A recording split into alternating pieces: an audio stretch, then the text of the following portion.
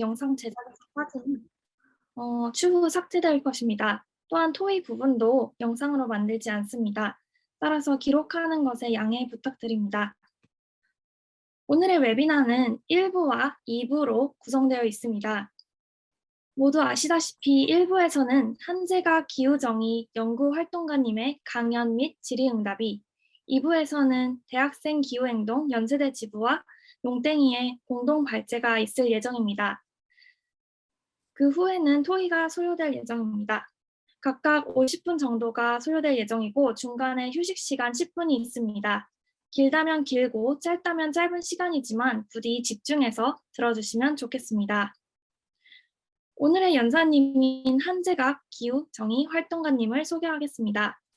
기후정의와 1.5, 그레타 툰베리와 함께를 집필하셨고 기후정의 선언 2021 다수 공저에 참여하셨습니다. 또한 현재 정의로운 전환을 위한 에너지 기후정책 연구소에서 활동하고 계십니다. 지금부터 연사님의 강연을 듣도록 하겠습니다. 강연 중에 감상이나 질문사항이 있으시면 언제든지 채팅으로 남겨주시기 바랍니다. 강연이 끝난 후 질의응답 시간에 답변 드리도록 하겠습니다. 네, 이제 연사님 화면 공유 부탁드립니다.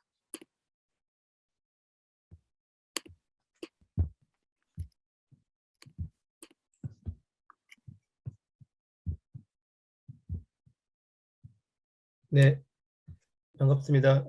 소개받은 한재각입니다. 제목을 기후위기, 급진적 행동을 주저하지 말라 이렇게 한번 잡아봤습니다. 어떤 내용인지는 이렇게 얘기해 나가면서 좀 설명을 좀 드려볼까 합니다. 기후위기라는 단어 많이 공감을 하시고 계시고 있을 거라고 생각합니다. 그리고 기후기에 관련돼서 맞서는 또 행동에 대학생 기후행동에서도 많이 열심히 싸우고 계신 것으로 알고 있어서 일단 반갑기도 하고요. 어쨌든 기후위기를 우리가 어떻게 이해할까 이런 것들은 좀 사실 그동안은 많이 얘기가 됐으니 제가 또 기후위기가 얼마나 심각한지 이런 얘기들은 길게 드리지는 않겠습니다만 기후위기라는 것들을 좀 받아들이는 마음이 어떤 걸까 이런 차원에서 얘기를 좀 잠깐 한번 해볼까 합니다. 화면 보이시겠죠? 이게 어떤 장면처럼 보이시나요? 어떻게 보면 영화의 한 장면처럼 보이기도 하고요. 그런데 실제 사건을 찍은 사진이라고 합니다. 지난 9월 달에 얼마 되지 않았죠. 브라질 상파울루 주에서 일어났던 거대한 모래 폭풍이 그 도시를 집어삼키고 있는 장면이라고 합니다. 이 사진을 찍고 많은 사람들이 이 사진 영상들을 찍었겠죠. 그러면서 이걸 보면서 너무 비현실적이다 이런 얘기를 했다고 합니다. 사실 보기에도 비현실적으로 보이지 않습니까? 영화에서 있을 것 같은 그런 장면들인데 이 모래폭풍 속에 빠져들어갔던 사람들은 어떻게 이런 일이 있을 수 있느냐 이런 얘기를 하면서 그런 얘기를 했다고 하는데요. 비현실적이다 이런 얘기를 했는데 사실 우리가 기후위기를 지금 맞이하면서 기후위기의 여러 전조 혹은 기후위기의 양상들을 여러 방식으로 경험하면서 정말 비현실적이다 이런 느낌을 가지게 될 것 같습니다. 저도 그런 생각이 들거든요. 기후위기에 대해서 이런저런 강의를 많이 하지만은 정말 우리가 기후위기라는 것에 실감나기가 좀 어려운 진짜 기후위기라는 게 우리가 이렇게 이런저런하게 스럽게 얘기하기도 하고 절망스럽고 얘기하긴 하는데 정말 이게 이루어지고 있는 일인지 이런 느낌들이 많이 들 텐데요. 그런 지금 상황에 놓여 있는 것 같다 이런 생각이 듭니다. 근데 이런 브라질의 상파울루 주의 이런 모래폭풍이 왜 발생했느냐 이런 얘기를 조금만 더 짚어보려고 하는데요. 아시겠지만은 브라질이라는 그 나라는 그 열대 우림의 나라 아니겠습니까? 아마존의 상당 부분을 브라질을 이 영토 내에 있는 그런 나라죠. 상파울주 상파울루주 역시도 열대 우림이 가득했던 그리고 습지도 많았던 이런 그 하나의 지방이었는데 어, 익히 많이 알려진 것처럼 그 열대 우림들을 아마존의 열대 우림들을 벌목을 하고 그거를 개간을 해서 이 곡물을 재배하는 그런 식의 농지로 활용하는 일들이 많이 벌어지고 있죠. 뭐 목재 자체를 사용하기도 하겠지만은 또 이 개간한 땅을 가지고 곡물을 재배해서 수출해서 그걸 궁극적으로 또 패스트푸드에 이 햄버거 같은 패스트푸드에 소고기 패티를 공급하는 것으로 만들기 위한 소를 키우기 위한 방식으로 공급되기도 하죠.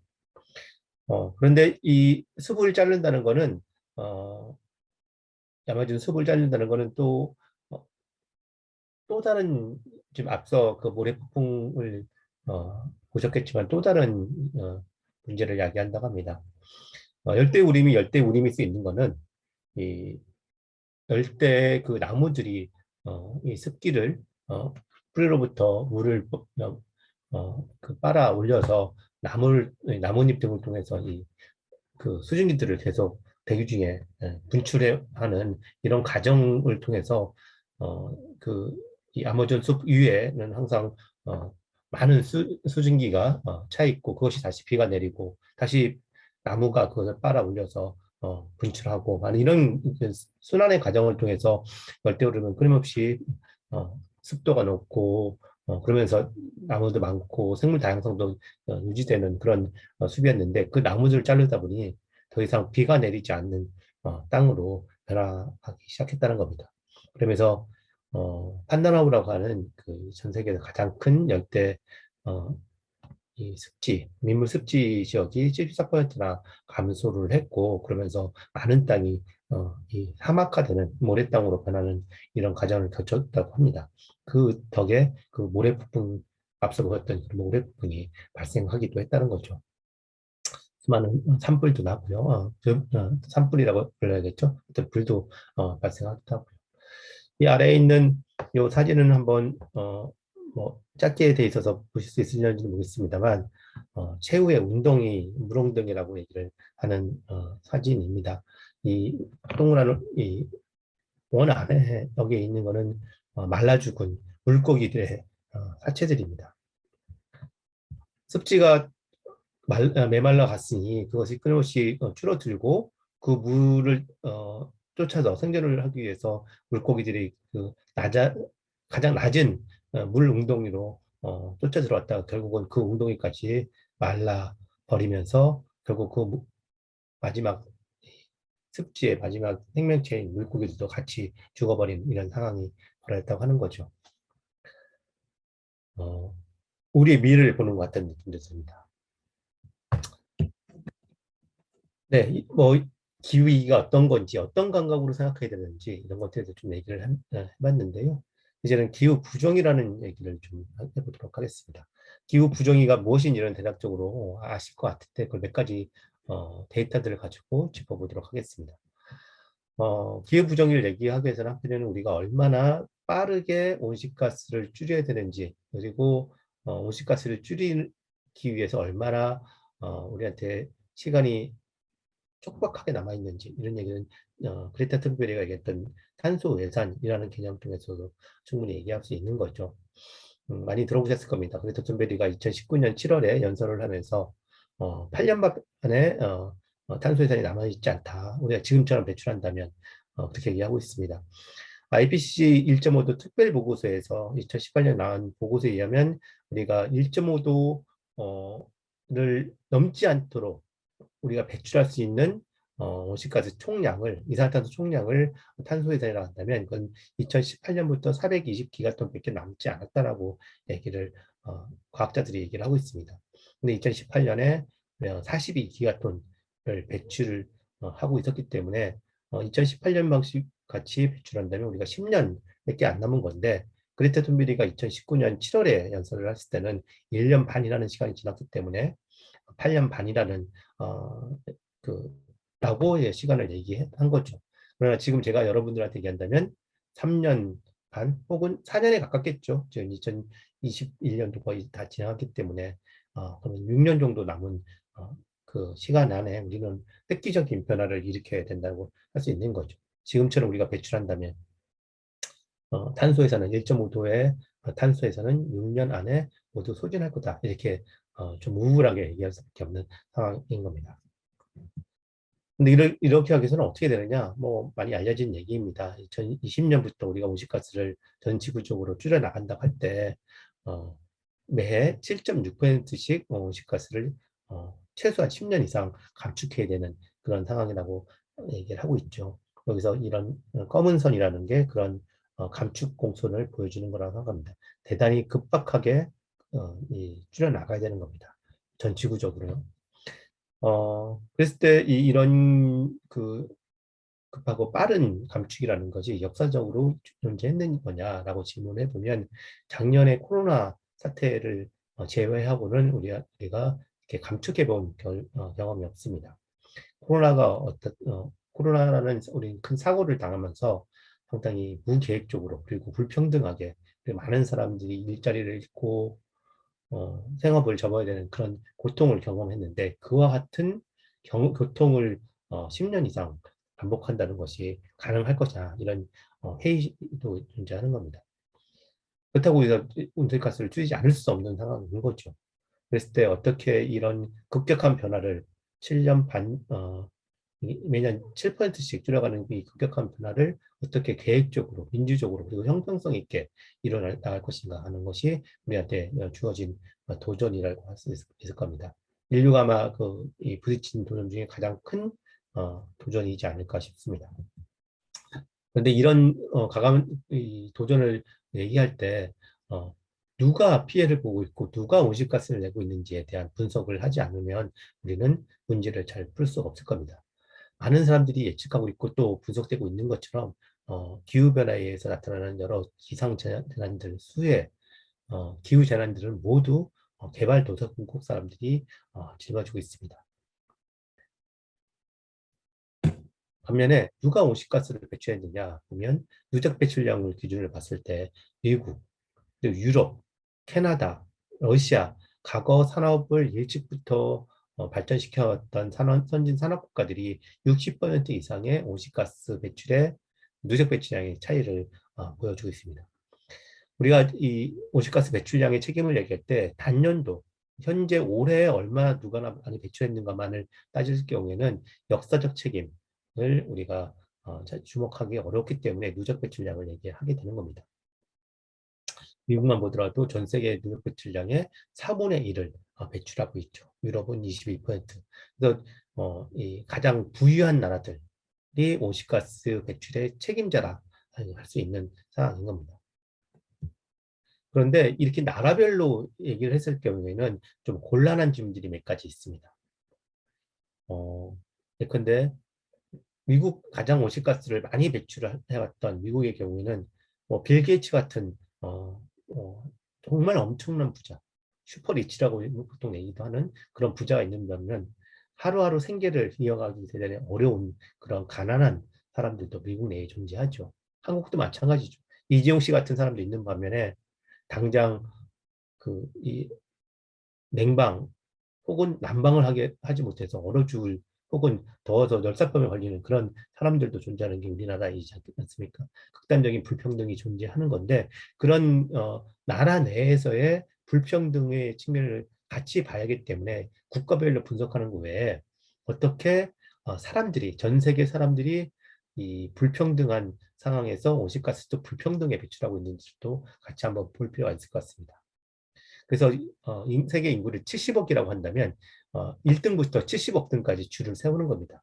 얼마나 돈을 많이 버는지를 가지고 줄을 세워서 상위 10%들이 얼마나 온실가스를 많이 배출하는지를 한번 살펴본 그래프입니다.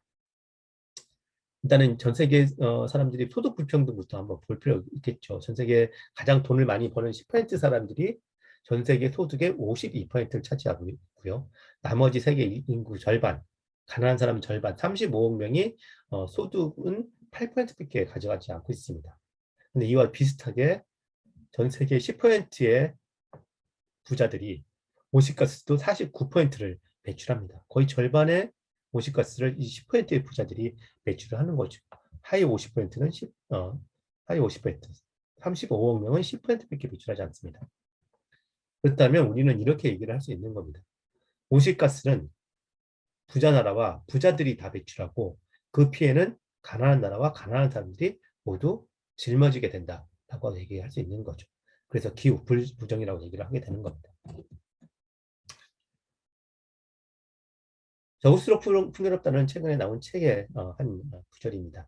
제가 소개하는 이유는 보통 이렇게 사람들은 쉽게 받아들입니다. 왜냐면 기후위기는 사회적 불평등을 강화한다라는 얘기는 쉽게 받아들입니다.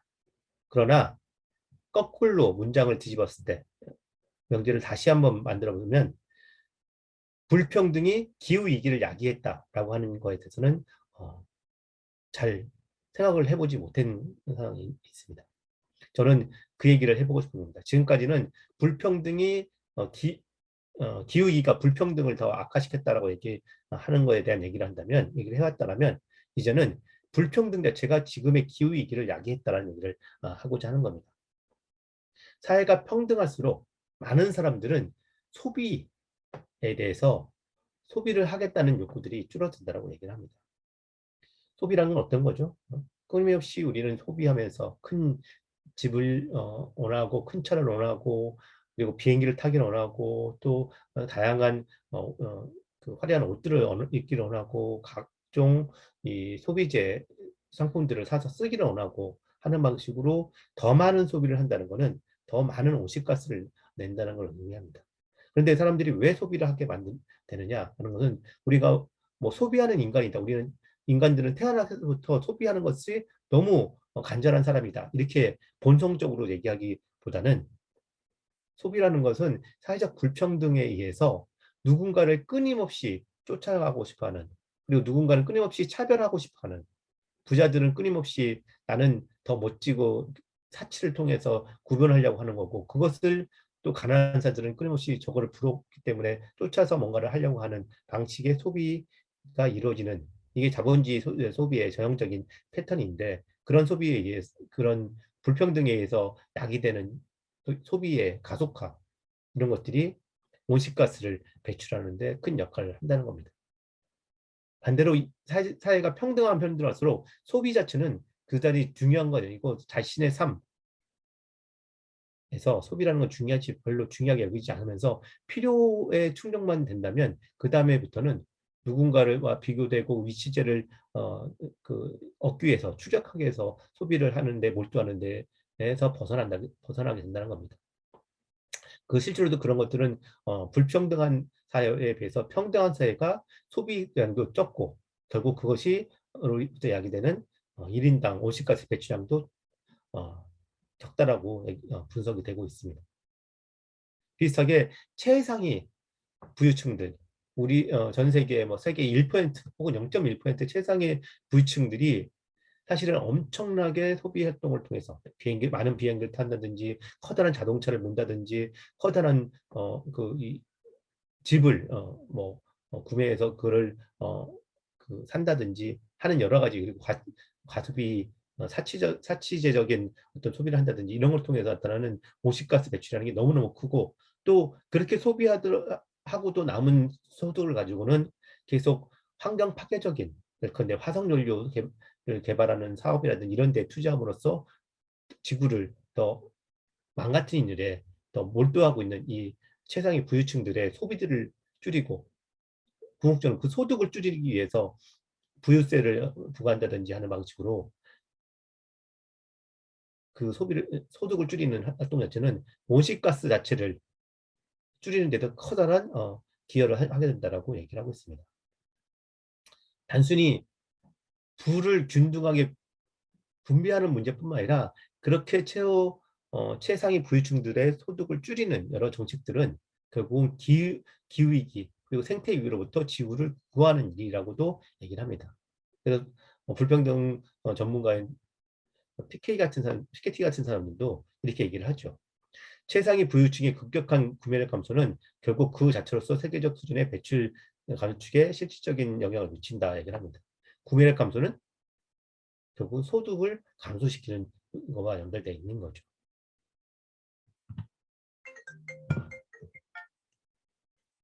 한국의 온실가스의 배출량의 불평등은 분석되어 있지 않습니다.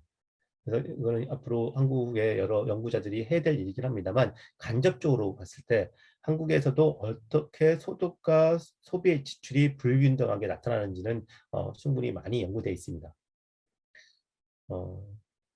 작년에 그 분석을 보면 사실은 여기 그림이 보는 것처럼 우리나라에서도 엄청난 소득의 불평등이 존재한다는 거 많이 알고 계실 겁니다.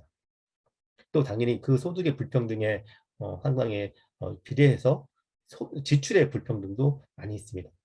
다시 말하면 더 많은 지출을 한다는 것은 더 많은 소비를 한다는 것은 더 많은 온실가스를 배출한다고 한다면 부자들이 더 많이 온실가스를 배출하면서 이 기후위기를 더 가속화시키고 있다라고 할 수 있는 거죠. 한국에서도 전 세계적인 어떤 그런 흐름과 비슷하게 간다는 겁니다. 작년에 코로나 때문에 많은 사람들이 어려움을 겪었죠. 소득도 떨어지고 그랬다 당연히 지출도 떨어집니다. 그럼에도 불구하고 최상위층, 돈을 가장 많이 번 최상위층들은 승용차라든지 가전제품이라든지 이렇게 에너지를 많이 소비하는 이런 내구재들을 더 많이 구입함으로써 모든 사람들이 온실가스를 배출을 줄여 나갔다라면 불가피하게 이 코로나 시기에 줄였다면 이런 부자들은 더 많은 온실가스를 배출한 것으로 추정할 수도 있는 상황인 거죠. 저는 실용적 불가능주의와 유토피아적 현실주의라는 것에 대해서 얘기를 좀 해보려고 합니다. 실용적 불가능주의, 유토피아적 현실주의 이 단어 자체가 뭔가 되게 궁금하실 것 같습니다. 말해보자면 지금 당장 우리가 뭔가 할 수 있는 것들을 찾아가려고 하는 자세를 실용주의라 한다면 근데 그런 실용주의가 현재 우리가 직면하고 있는 문제의 근본적인 문제를 해결하는 것을 계속 외면하면서 지금의 위기를 그저 지연시키거나 모면하려고 하는 방식으로 이루어지는 실용주의라면 그거는 결코 지금 우리가 겪고 있는 기후위기 같은 거대한 재앙을 해결하는데 불가능하게 될 거라는 얘기를 하는 겁니다.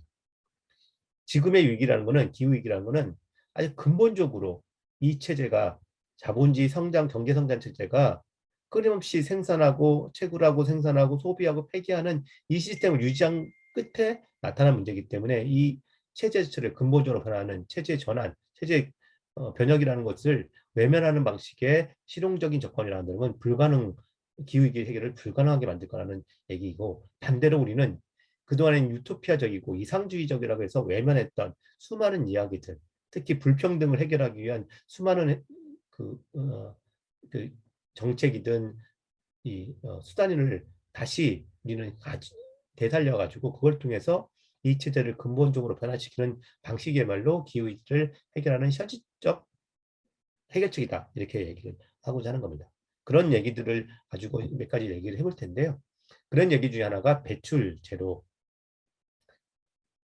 넷제로가 아니라 배출 제도다 이런 얘기를 하는 것도 그런 방법 중에 하나일 겁니다. 지금 당장 화석연료를 생산하고 소비하는 것을 근본적으로 그만두지 않은 상태에서 여기서 온실가스를 배출하면서 그것을 사후적으로 혹은 한 지역에 다른 지역으로 전가하기 위해서 CCUS라든지 해외 조림회라든지 또 그것에서부터 나오는 배출권을 거래하는 방식의 시장주의적, 기술적 시장주의적 방식으로 이 책임들을 전가하는 방식의 접근은 그것이 넷제로라는 개념의 기본적인 근본적인 핵심일 텐데요. 이런 것이 이루어진다면 우리는 결코 기후위기를 해결할 수 없겠다. 지금 당장 기술 개발하고 당장 이 지배적인 체제가 갖고 있는 시장 근본주의적인 태도 때문에 그것을 해서 배출권을 이용하고 뭐 새로운 기술을 개발하고 하는 방식으로 하는 것이 뭔가 당장 할 수 있는 실용주의적인 접근인 것처럼 보이지만은 그거는 결코 기후 위기를 해결할 수 없는 문제다 얘기합니다. 그 넷째로 관련돼서 최근에 그레타 툰베리가 흥미로운 비유를 썼죠. 한마디 이런 겁니다. 지금 제가 누군가한테 무례하게 막 욕을 한 겁니다. 그리고 그 다음날 칭찬을 열심히 해주면 그 욕한 게 상쇄됐기 때문에 나는 넷째를 이룬 거다. 이렇게 얘기를 하는 그레타 툰베리의 그 어떻게 보면 위트이기도 하고 그런 거죠.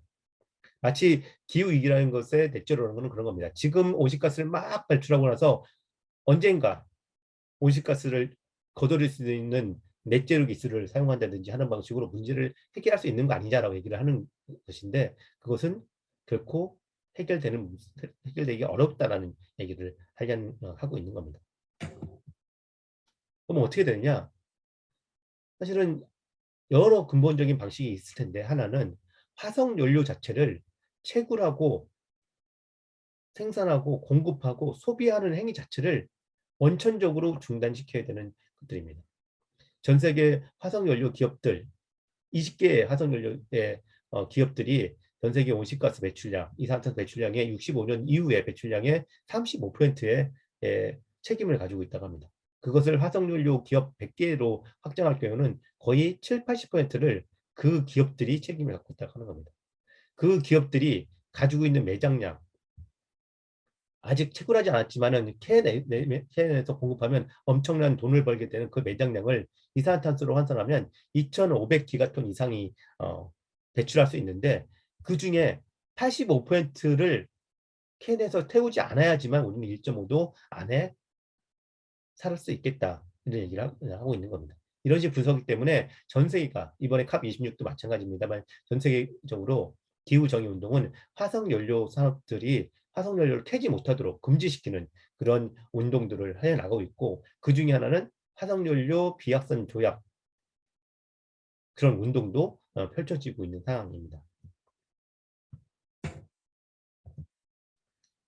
또 하나는 이런 거를 생각해 볼 수 있습니다. 내연기관 자동차가 온실가스 배출을 엄청나게 많이 한다. 많이 알려진 겁니다.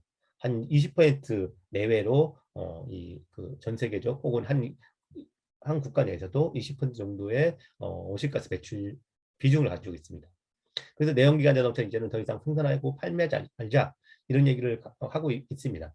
그러면 그 대안이 뭐냐? 했더니 테슬라 같은 전기 자동차를 이용하면 되는 거 아니냐 이런 얘기를 하는데 정말 그 전기 자동차가 뭐 화석연료에 기반한 전기를 공급하는지 재생에너지를 통해 공급하는지 이런 식의 쟁점뿐만 아니라 더 근본적으로는 우리가 자동차라고 하는 승용차라고 하는 개인이 소유하고 운행하는 이런 승용차 자가용이라고 물론 이런 자동차가 내연 기관 자동차를 단순히 기술적으로만 대체한다면 우리는 기후위기를 해결할 수 있는 건지 근본적인 질문을 해봐야 됩니다.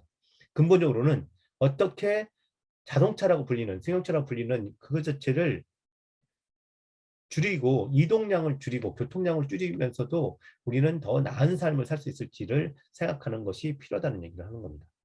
근데 15분 도시라고 불리는 프랑스 외에도 이 브라질 등등 여러 세계 곳곳에서 이 실험들이 이루어지고 있는 15분 도시 같은 아이디어들이 그런 것이라고 할 수 있습니다.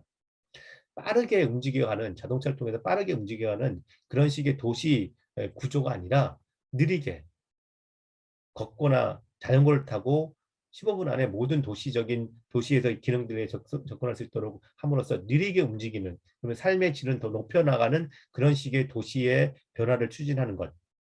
사실 도시의 변화를 추진한다는 것은 결국 그 도시 안에 배치되어 있는 사회적 권력을 바꾼다는 것을 의미하겠죠.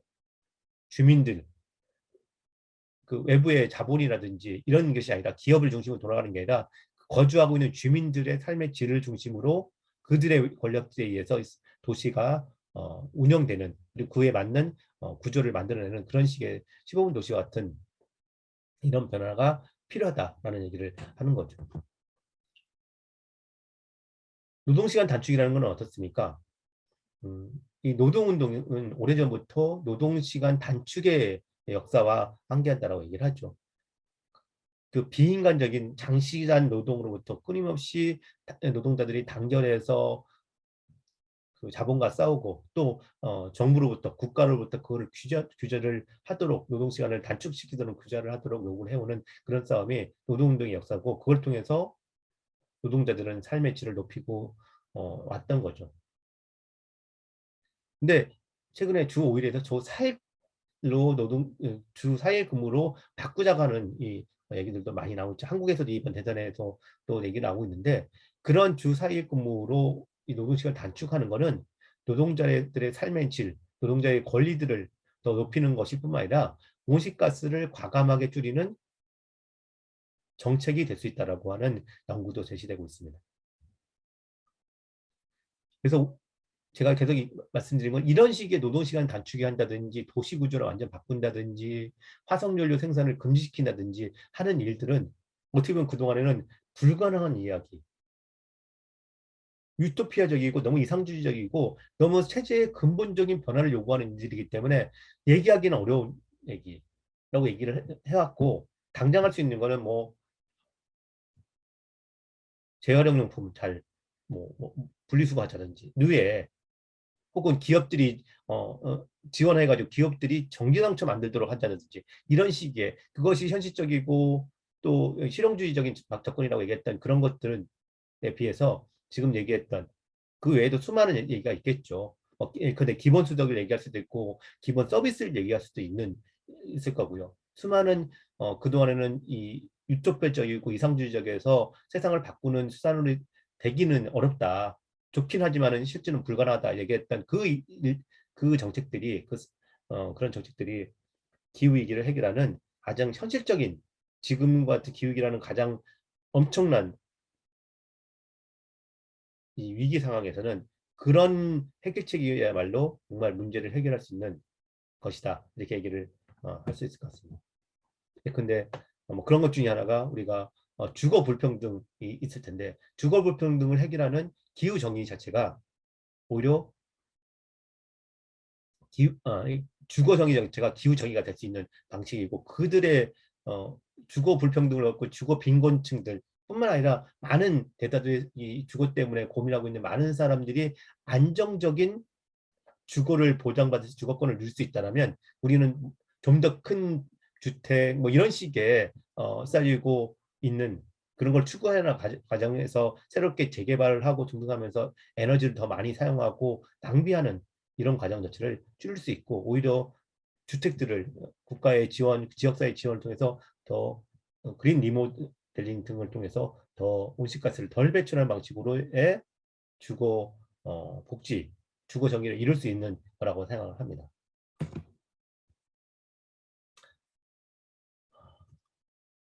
그래서 앞서 얘기했던 거와 사실은 또 반복되는 얘기입니다만 그동안에는 계속 불가능했다라고 얘기하는 불가능할 거라고 판단했던 그런 정책 그리고 그런 운동 그리고 지금껏 한 번도 존재한 적이 없었다라고 생각하는 그런 것들을 끄집어내면서 이 거대한 위기를 우리는 맞서야 된다고 생각합니다.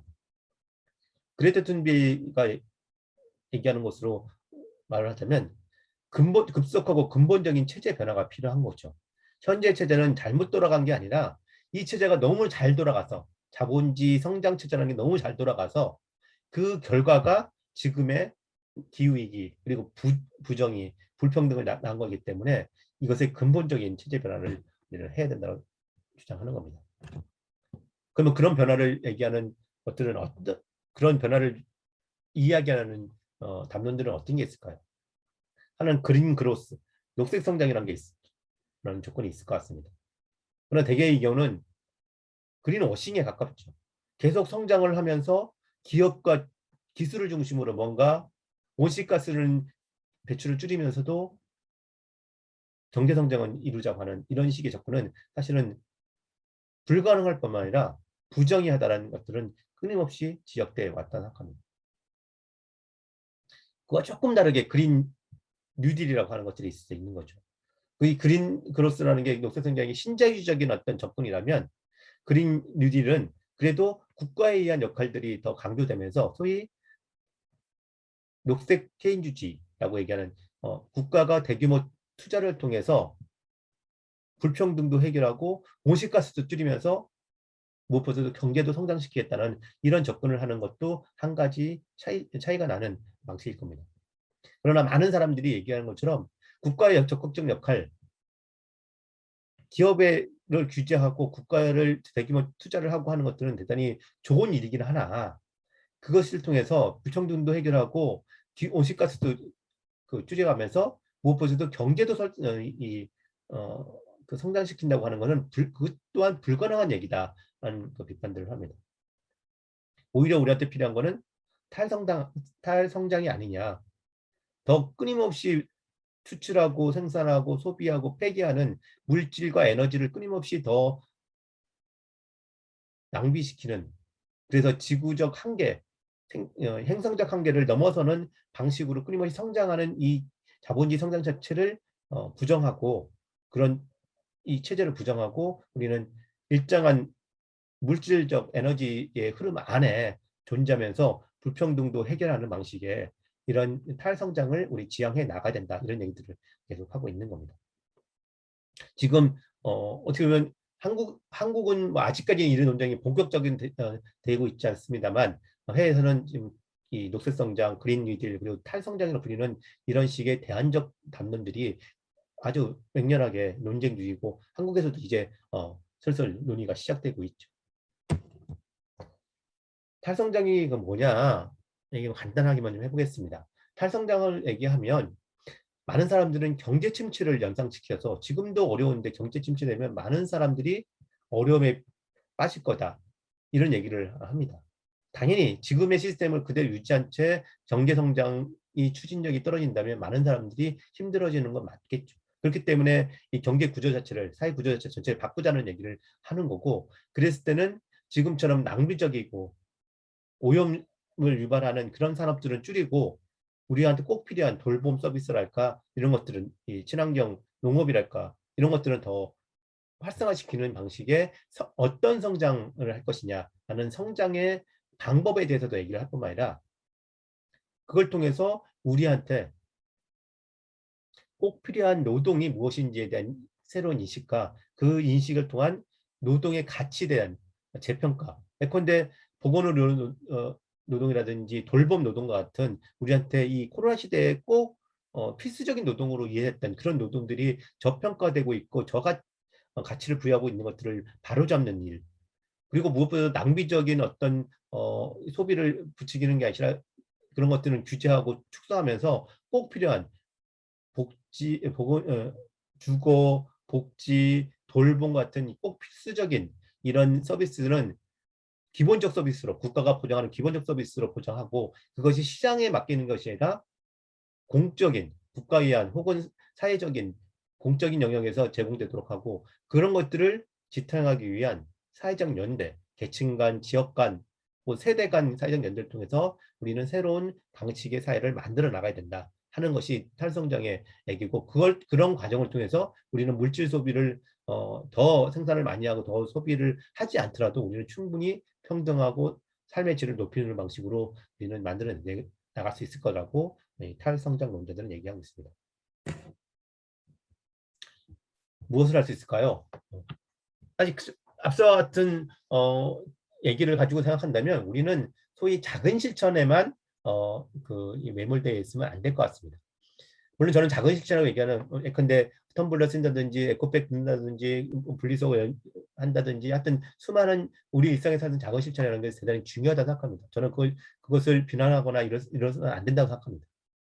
오히려 이거는 우리가 앞으로 살아야 될 탈탄소 사회에 살기 위한 생활 양식을 미리 연습하고 전파하는 과정이라고 생각합니다. 그렇기 때문에 되게 중요하다고 생각하고요. 무시하면 안 된다고 생각합니다.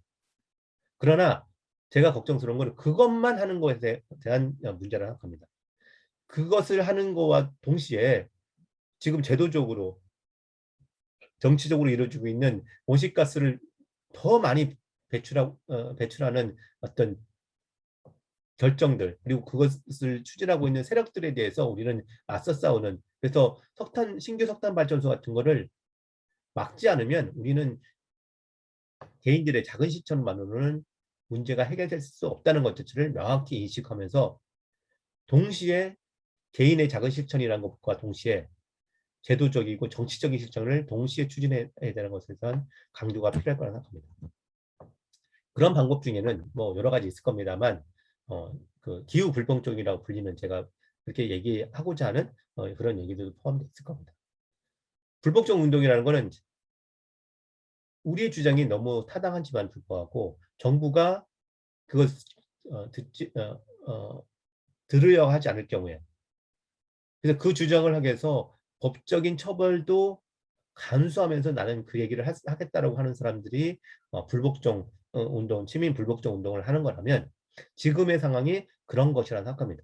우리는 여러 가지 방식으로 얘기를 했으나 현재 체제의 의사결정 과정에서는 우리가 요구하는 바들을, 이 급박하고 다급한 얘기들을, 그리고 이 부정행한 상황을 변화시키려는 우리 주장 자체를 받아들이지 않는다면 우리는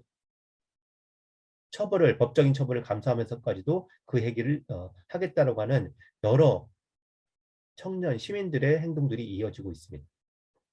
그런 불복종 운동들이 앞으로 더 강력하게, 그리고 그런 집적 행동이 더 강력하게 이루어지면서 정부와 관료와 기업들이 더 이상 외면할 수 없게 만드는, 그래서 아래로부터의 권력이 지금의 기업 권력 그리고 정치 권력을 압도하고 그걸 뒤집을 수 있는 방식으로 우리는 싸워 나가야 될 거라 생각합니다. 그렇게 하기 위해서 급진적인 주장과 급진적인 행동하는 것을 두려워해서는 안 된다고 합니다. 이거는 뭐 같이 얘기해 볼 만한 얘기거리라고 생각해 메모를 했습니다만 시간이 좀 많지는 않아 가지고 이건 나중에 한번 읽어봐 주시면, 제가 지금까지 했던 얘기들을 한번 질문 형태로 한번 만들어 본 겁니다. 네, 시간을 너무 많이 썼는데요. 그 못다한 얘기들은 이 기후정의라는 책, 많은 분이 좀 읽고 계신 것 같습니다만 이 책뿐만 아니라 최근에 한 기후정의 선언도 꼭 한번 같이 읽어봐 주셨으면 좋겠습니다. 이렇게 제가 제 말씀을 드리고 제가 듣기에는 50분까지 시간이 주어진다고 했는데 한 그렇게 3분밖에 안 남았습니다. 혹시 질문이 있으시면 빠르게 좀 해주시면 제가 조금 1, 2분 넘더라도 이 얘기를 나눠보도록 하겠습니다. 네, 네, 감사합니다. 정말 좋은 내용의 강연 잘 들었는데요. 저희가 사전 질문을 몇 가지 받았습니다. 그래서 혹시 질문 답변해 주실 수 있는지 부탁드릴게요. 네. 화면에 사전 질문. 네. 네. 사람들에게 직접적으로 체감하여 경각심을 일깨울 수 있는 표현이나 방식들이 있는지, 그리고 사람들이 불편함 없이 환경을 생각하여 간단히 할 수 있는 행동에는 무엇이 있을까요? 라는 질문을 처음 받았습니다. 저는 일부러 불편하게 만들려고 할 건 아니겠지만은 불편함 없이 환경을 혹은 사회적 부정의를 바로잡는 방법은 없다고 생각합니다. 지금의 체제라는 거는 우리가 너무 익숙해져 있고 그 체제가 너무 자연스러워 보이게 만드는 것이 이 체제가 지금까지 유지됐던 이유인데, 우리는 그것에 대해서 끊임없이 도전하고 시끄럽게 하고 사람들을 불편하게 하고, 그거는 스스로도 마찬가지고 주위에도 불편하게 만드는 것을 감수하면서도 우리는 그 주장을 할 수밖에 없다고 생각합니다. 직접적으로 체감하고 경각심을 이룰 수 있는 게 뭘까요? 그런데 너무 부정의한 얘기들이 진행되고 있다면, 하나 예를 그냥 가상적 얘기했습니다만 앞에 교수님이라는 분이 있는데 엄청난 사회적 권력을 이쪽을 학교 내에서 엄청 있는데 그분이 계속 이상한 얘기를 한다.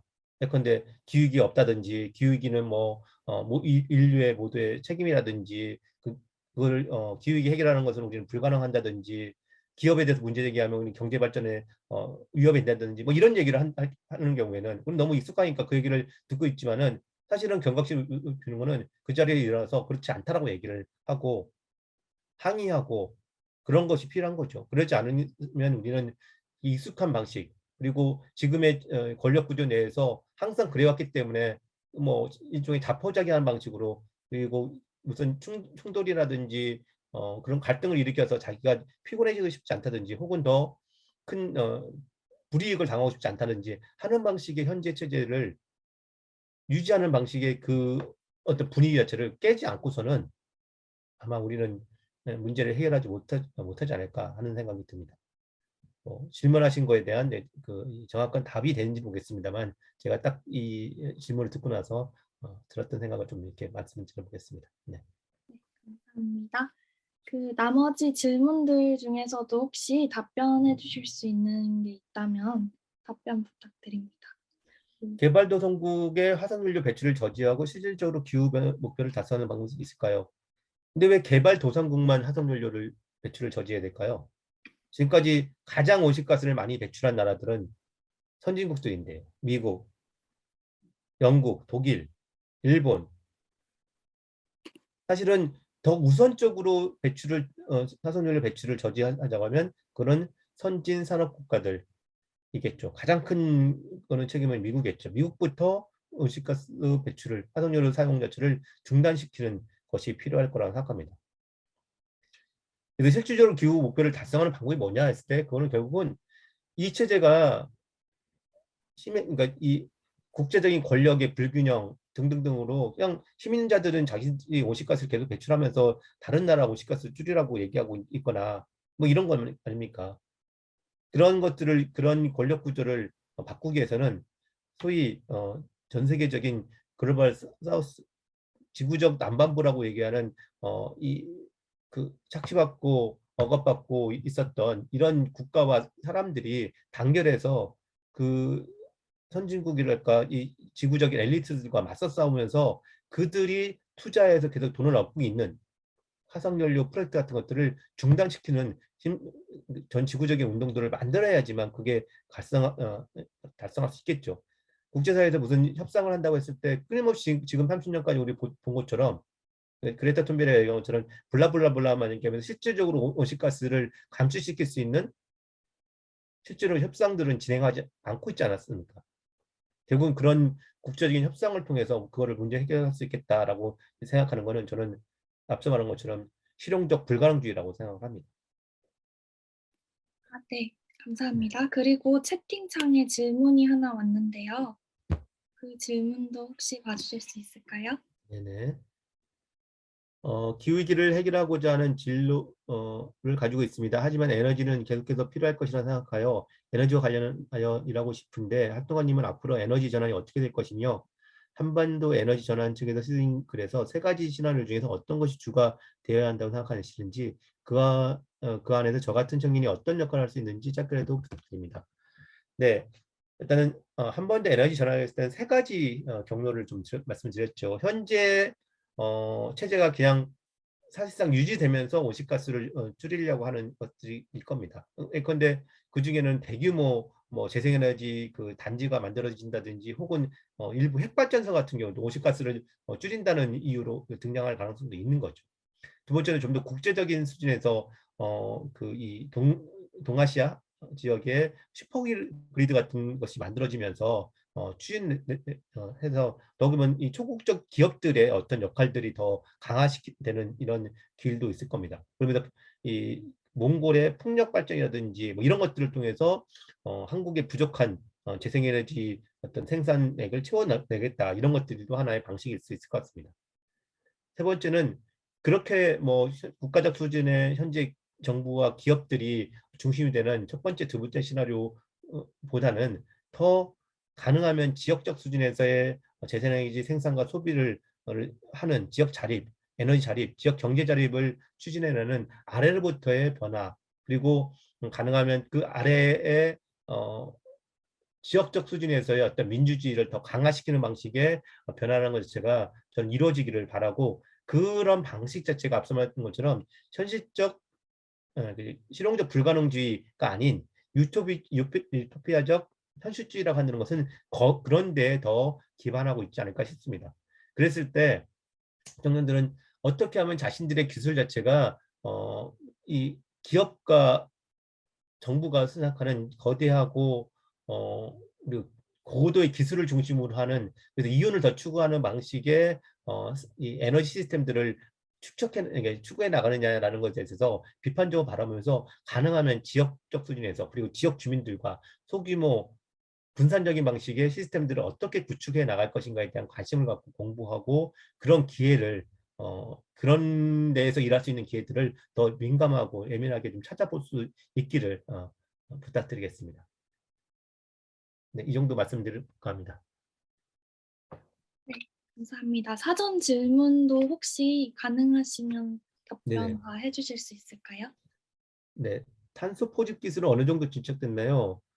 탄소 탄소 포집 기술은 거의 진척되지 않았습니다. 지난 20년간 사실은 처음 나왔을 때 20년 전에 이 아이디어가 나왔을 때 생각했던 거에 한 뭐 100분의 1도 지금 이 능력 이 용량 이 탄소 포집 기술 포집 저장 기술의 용량이 좀 확보되어 있지 않은 상태여서 끊임없이 이게 지금처럼 앞으로 6년 안에 우리가 뭔가를 해결해야 된다고 얘기한다면 그 안에 이 포집 기술의 기술적 이 능력을 향상시켜 가지고 우리가 온실가스를 줄이는 것에 그것을 활용할 수 있다라고 얘기한다면 그거는 오히려 불가능한 일 겁니다.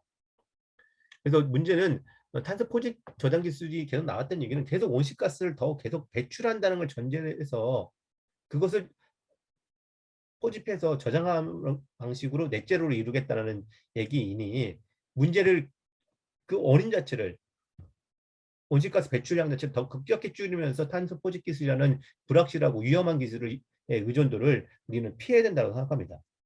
반복해 말씀드리지만 그런 화석연료의 채굴과 사용 자체를 급작게 줄이는 것을 의미하는 거고요.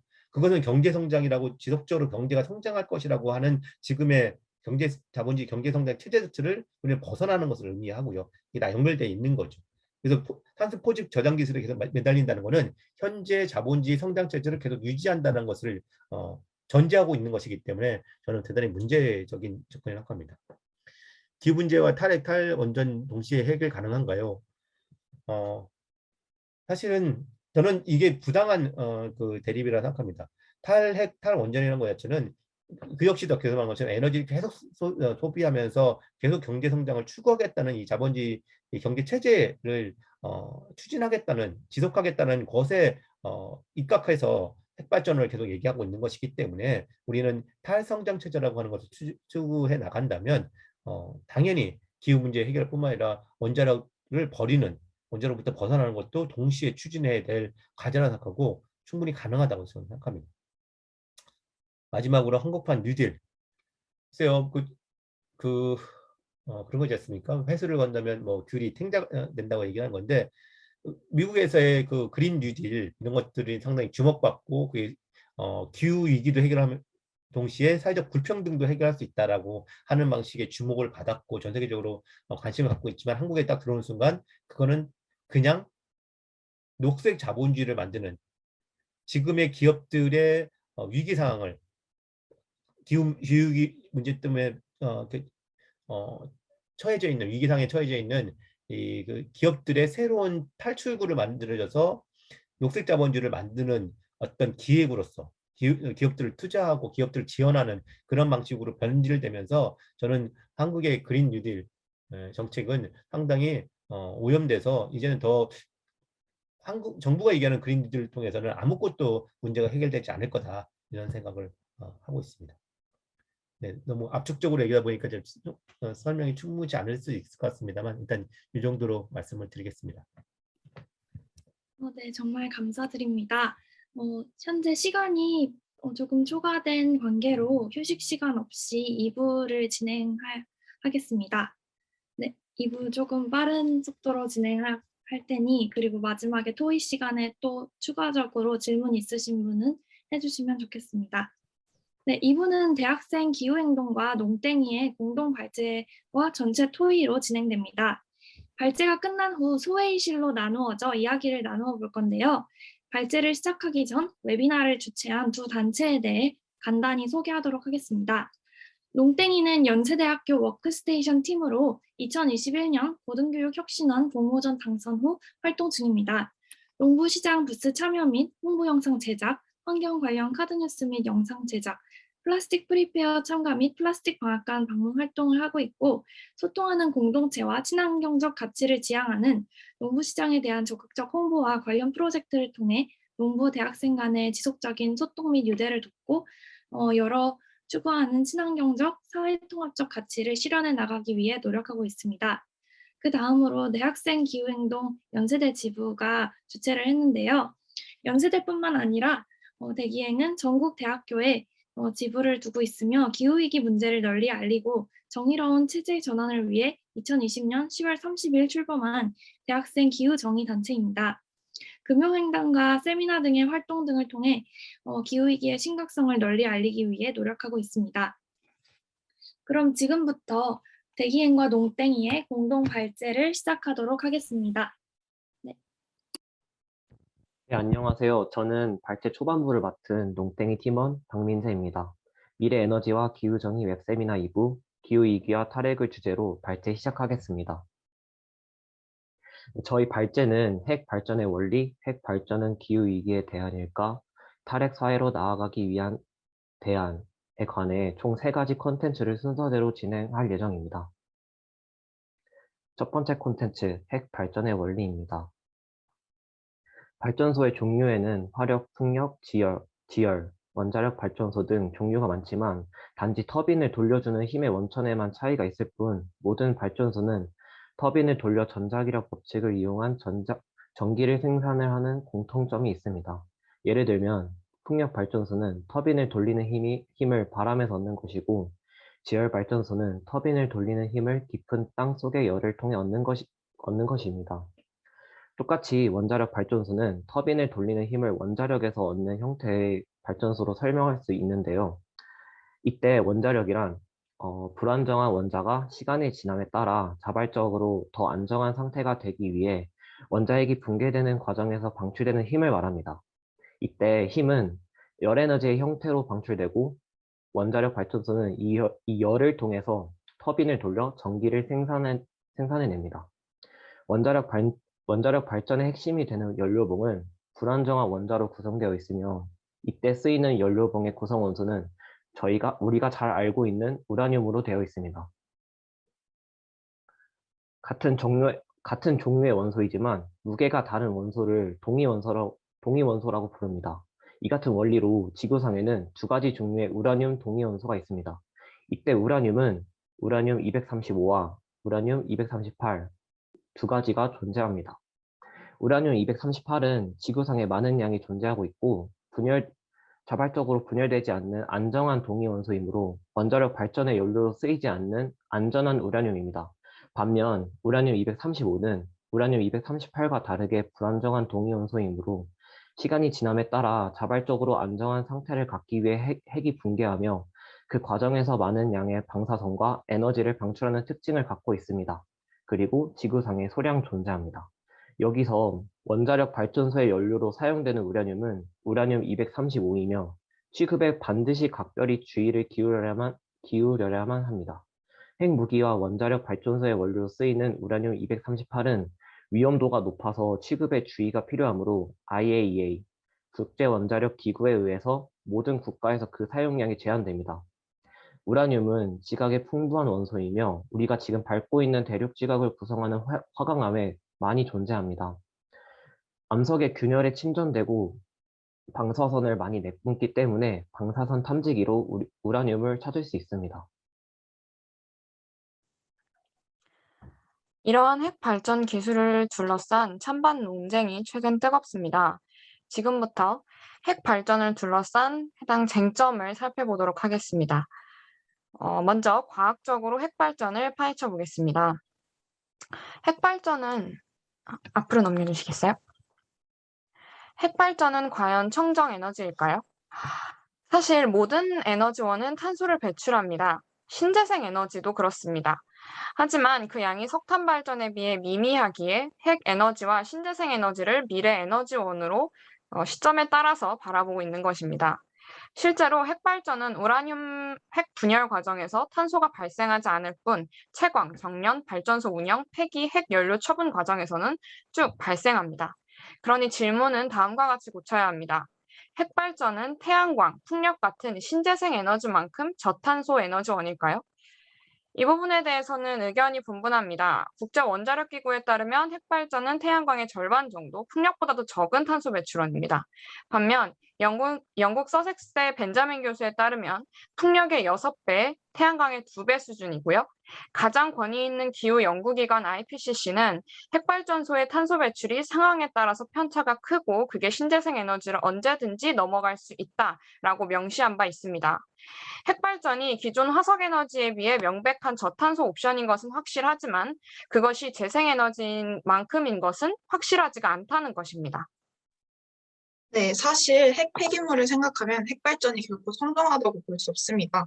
원자력 발전소 등에서 사용된 작업복, 장갑 부품 등 상대적으로 방사선 준위가 낮은 중저준위 핵 폐기물의 반감기는 약 300에서 400년 정도입니다. 반감기란 원래 방사성 물질이 갖고 있던 방사선 준위가 절반으로 떨어지는 데 걸리는 시간으로 실제 생태계에서 안전한 상태가 되려면 반감기의 몇 배의 시간이 지나야 합니다. 그 기간 동안 핵 폐기물이 생태계로부터 완전히 격리되어 방사능 물질이 외부로 노출되지 않도록 해야 합니다.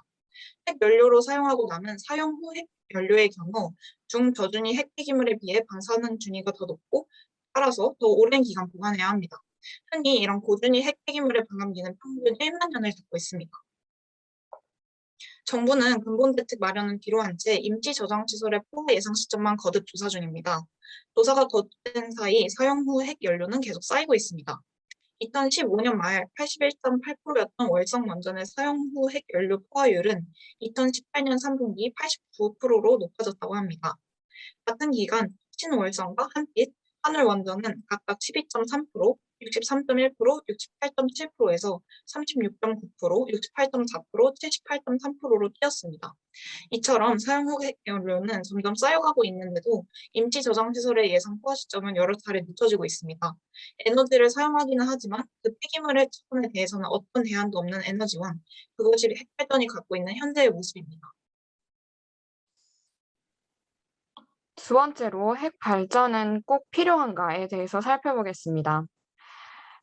그럼에도 불구하고 핵발전은 저탄소이면서 고효율 에너지인 것은 확실합니다. 실제로 지금의 과도한 에너지 사용량을 신재생 에너지 효율로는 절대 지탱할 수 없습니다. 그렇다면 핵발전으로 고에너지 사회를 지탱하는 것은 불가피한 선택이 아닐까요? 사실 그러기에도 이미 너무 늦었습니다.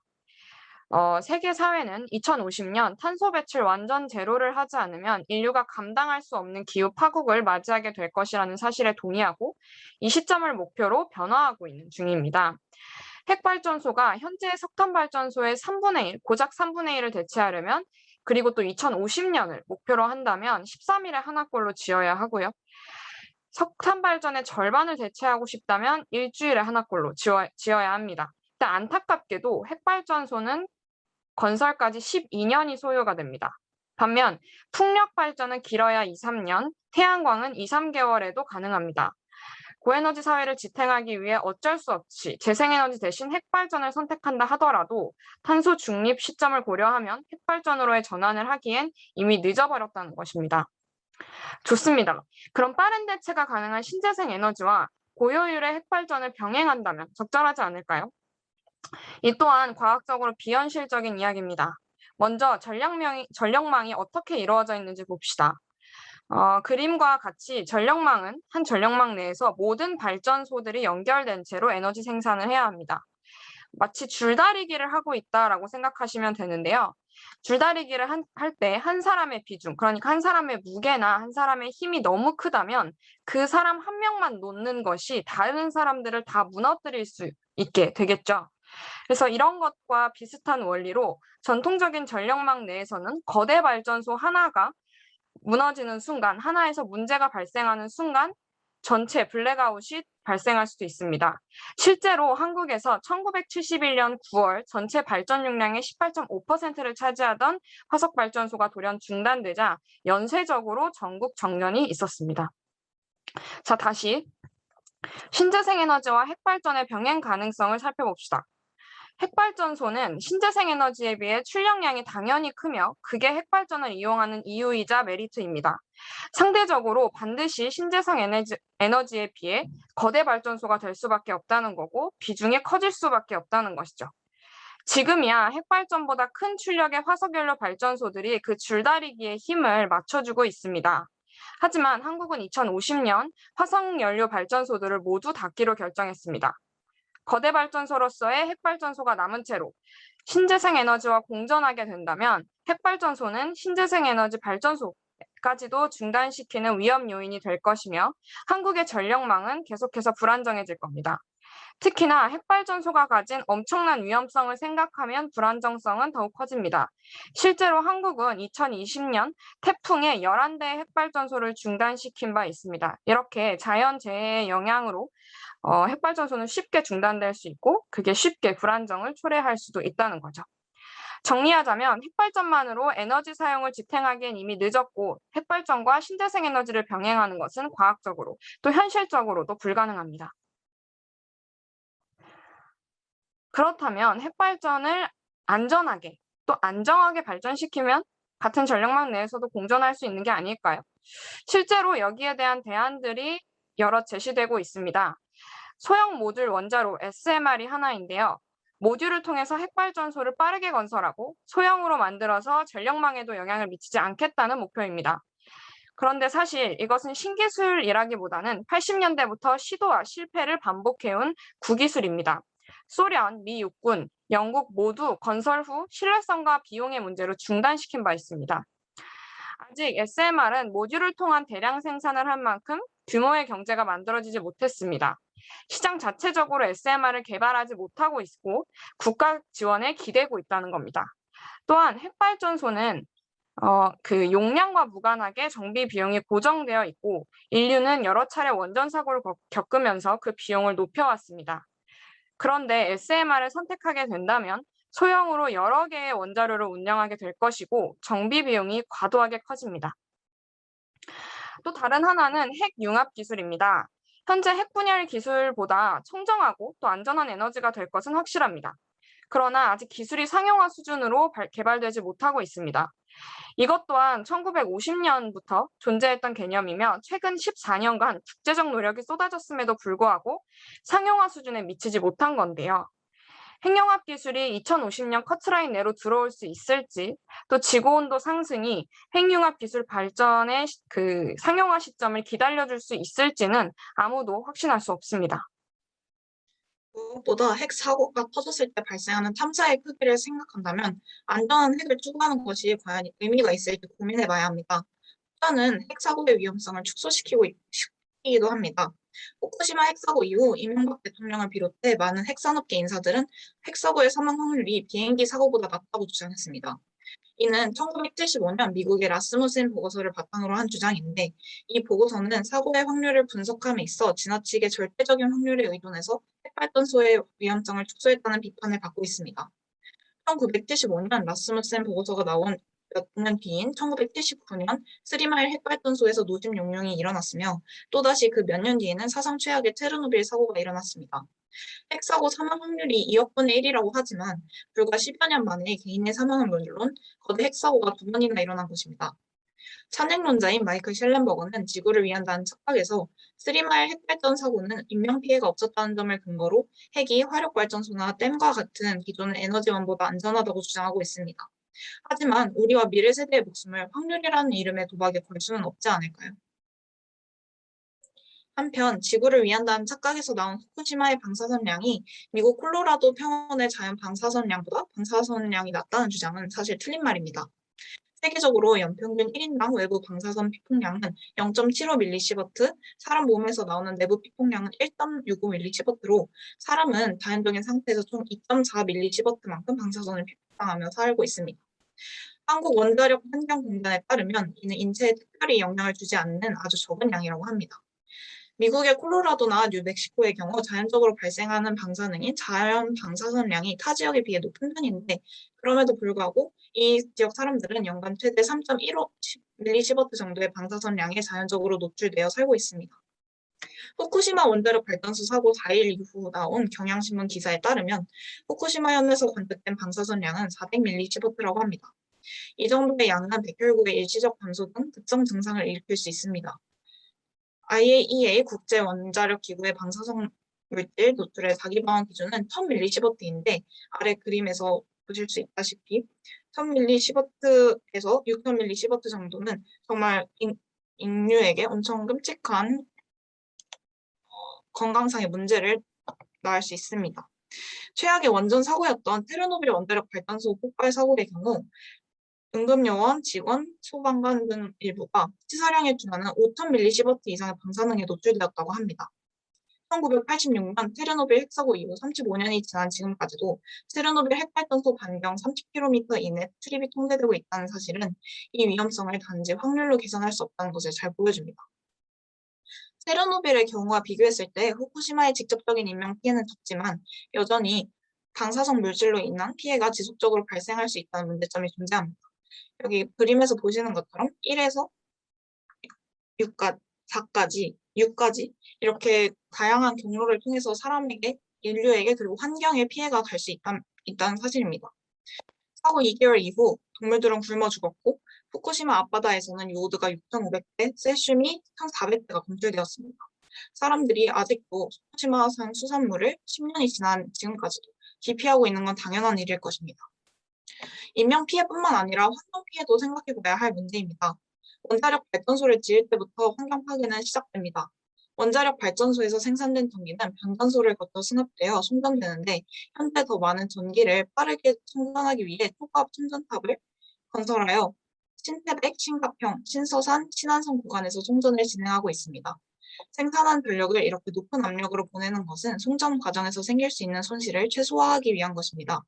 서해안과 동해안에 건설된 송전탑은 그 지역 주민들이 아닌 수도권에 사는 사람들을 위한 것입니다. 송전탑 근처에 살고 있는 이들은 별도의 송전선을 통해 전기를 공급받고 있습니다. 따라서 오직 수도권에서 필요로 하는 수많은 전기 수요를 충족시키기 위해 지방에 사는 사람들은 건강권과 재산권을 침해당하고 있는 것입니다. 게다가 송전탑을 설치하기 위한 장비와 자재를 운반하는 길을 놓아야 하기 때문에 추가적인 환경 파괴도 일어납니다. 전으로 넘겨주시겠어요? 네, 핵발전소의 대용량 온배수도 문제가 됩니다. 화력 및 핵발전소는 연료를 이용해서 물을 끓이고 그곳에서 생산한 증기를 잠시만요. 화면이 뒤에인 것 같습니다. 뒤로 넘겨주시겠어요? 뒤로 넘겨주시겠어요? 여기입니다. 대용량 온배수도 문제가 되는데요. 발전기를 돌리기 때문에 증기를 식히는 과정에서 많은 양의 물이 필요합니다. 핵발전소 1기에서는 보통 초당 5에서 60톤 정도의 온배수가 배출되는데 이 물은 주변 물의 온도보다 평균 7도 정도 높습니다. 특히 우리나라의 핵발전소는 한 장소에 대여섯 개씩 몰려있기 때문에 초당 200톤에서 360톤 정도의 온배수가 끊임없이 바다로 흘러들어간다고 합니다. 영광 핵발전소의 경우 바다 수심이 낮기 때문에 온배수로 인한 피해 범위가 발전소 배수구에서 남쪽으로 20.2km에 이르는 것으로 나타났고 모두 6개의 핵발전소가 가동 중인 영광 지역은 낮은 수심과 많은 핵발전소 개수로 인해 주변 어민들과 발전소 측의 논쟁이 끊이지 않고 벌어지고 있습니다. 그리고 지구온난화는 핵발전소의 위험을 그 자체로 증가시키고 있습니다. 처음에 설명했듯이 발전소는 냉각수가 지속적으로 공급되어야 합니다. 이 냉각수 공급이 중단되고 노심용융, 멜트다운이라고 하는 것이 일어나서 원자로의 중심부인 핵연료봉이 녹아내리면 그것이 바로 후쿠시마 핵발전소 연료 사고가 되는 것입니다. 이제 지구온난화는 부정할 수 없는 진실이고 견뎌야 하는 현실입니다. 그리고 지구온난화에 따른 기온 상승은 그 자체로 핵발전소의 위협이 됩니다. 공기 온도 상승이 핵발전소의 내부 과열을 초래하기 때문입니다. 폭염이 프랑스 전역을 휩쓸던 2019년 여름, 프랑스는 핵발전소를 일부 중단시켰습니다. 그뿐이 아닙니다. 지구온난화로 급증하는 범람, 해일 등의 자연재해에 핵발전소는 취약합니다. 지금까지 과학적으로 핵에너지에 대한 분석을 했다면 이제 본격적으로 사회적으로 접근해 보겠습니다. 에너지원에 대한 무수한 논쟁이 오가는 요즘 세상에 정답인 에너지원은 없다는 것을 방증을 하는 듯합니다. 그렇습니다. 에너지원 결정은 철저히 사회적, 정치적인 문제입니다. 먼저 경제적으로 태양에너지는 핵발전소의 6배 많은 일자리 창출 능력이 있습니다. 또 태양에너지는 핵발전소에 비해 훨씬 저렴하기도 합니다. 또한 한재강 연사님께서 말씀해주신 기후 정의의 관점에서 핵발전은 절대 함께 가서는 안 되는 에너지원입니다. 정의로운 에너지 전환을 하기 위해서는 경제적 사다리의 맨 아래에 있는 사람들에게 해를 끼치지 않아야 하며 원주민의 권리를 존중해야 합니다. 핵발전의 연료인 우라늄은 원주민의 땅에서 채굴되며 방사성 물질 생산 과정은 그들의 건강에 해로운 영향을 미칩니다. 또 핵발전의 결과 나오는 방사성 폐기물 처리는 토착 원주민 지역을 타겟으로 하고 있습니다. 핵시민주의라고 해도 이상하지 않은 것이죠. 한국만 하더라도 핵발전소는 남부 및 강원도, 즉 지방에 모여 있습니다. 수도권의 과도한 에너지 사용량을 지탱하기 위해 지방 거주자들이 위험을 부담하고 있는 형태인 거죠. 지금까지 어느 발전소가 수도권에 건설된 적이 있느냐, 과잉 해석이 아니냐라는 반박을 하실 수도 있습니다. 하지만 타 발전소에 비해 계산할 수 없는 엄청난 위험의 수준을 가진 핵발전입니다.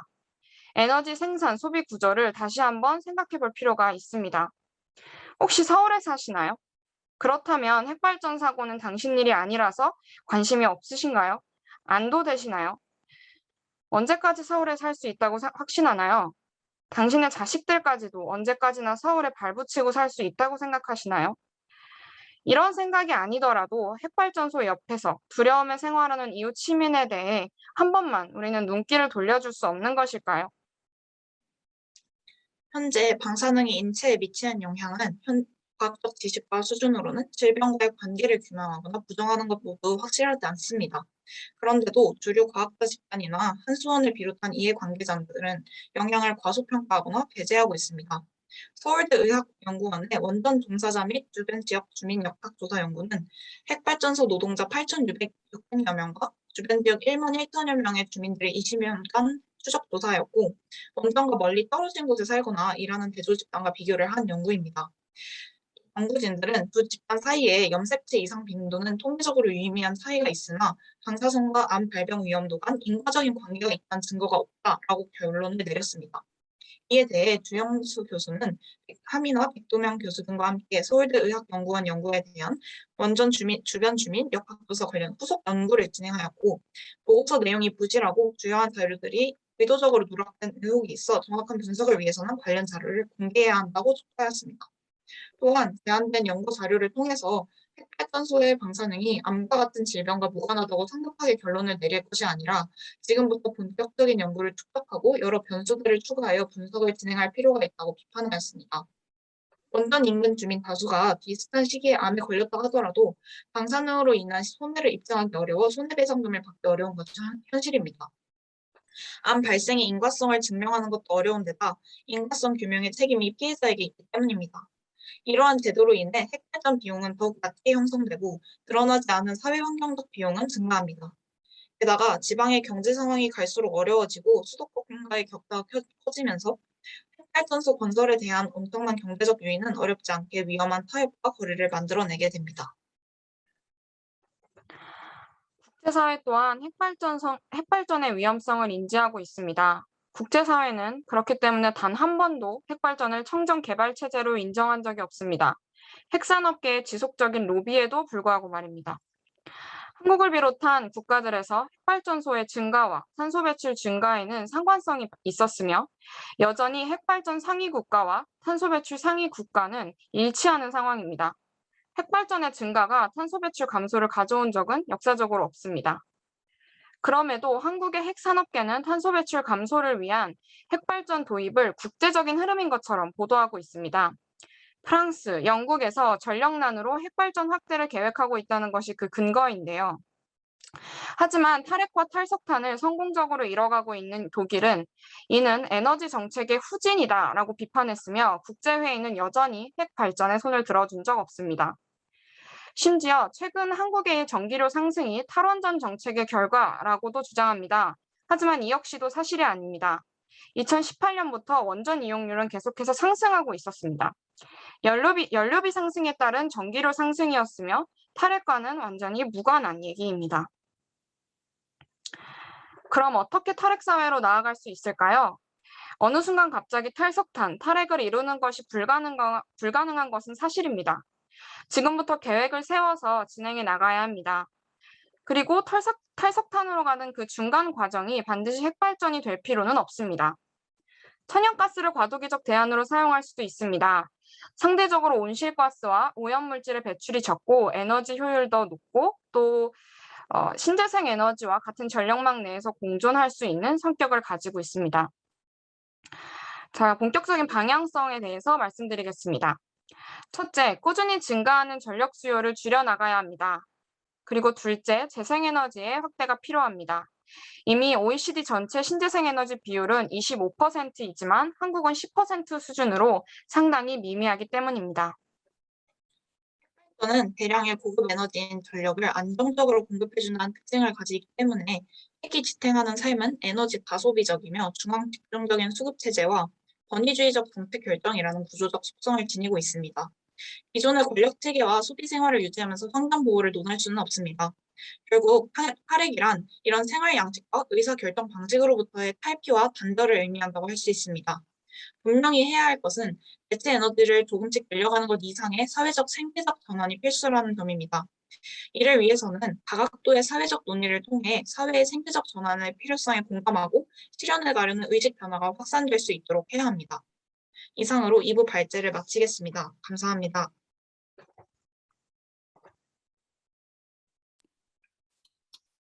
네, 발제해주신 발제자분들께 진심으로 감사드립니다. 모두 랜선으로 박수 부탁드립니다. 경청해주시고 적극적으로 참여해주신 여러분들께 정말 감사드립니다. 마지막으로 웨비나에 대한 피드백을 받으려고 하는데요. 제가 채팅으로 그 링크를 보내드리고 문자로도 보내드릴 테니 참여해주시면 그 중에 2분을 추첨해서 러쉬 샴푸바를 드릴 테니 부디 많이 참여해주시기 바랍니다. 그리고 마지막으로 한지각 연사님 그리고 발제자님들께 다시 한번 큰 감사 인사드립니다. 오늘 정말 수고 많으셨습니다. 안녕히 가세요.